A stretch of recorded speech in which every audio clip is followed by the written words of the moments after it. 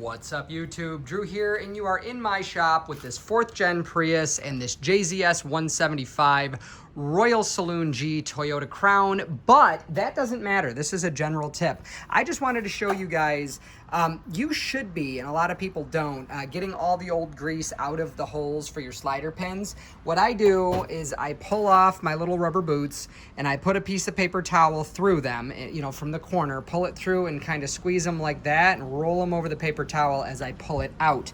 And then what I do is I put a bunch of be careful this doesn't spray back at you. I put a bunch of Q-tips in there and spray my brake cleaner in there, and then put a couple more in till it's like snug. So in this case it takes a few more than what's the last car I did, I don't remember, but nevertheless I think it was a Chevy truck, smaller pins strangely.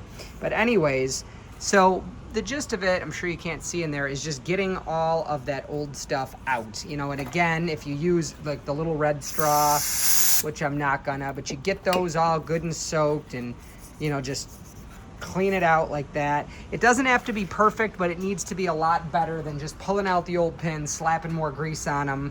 I should say pulling out the pins, slapping more grease on them, and putting them back in there with the old grease. Not all greases get along, and you shouldn't be doing that. I'm going to blow those out with my air tool, make sure they're bone dry, grease them, and put everything back together. In case you were wondering, silicone like this is the best thing for slide pins. It's the highest temperature stuff that you can get.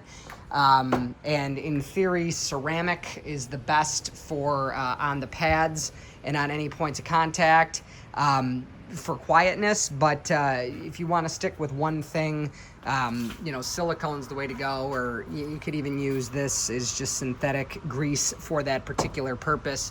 But the gist of it is that the highest temperature and most water resistant is the silicone-based stuff. So anyways, I'm Drew, just with a quick tip for brakes.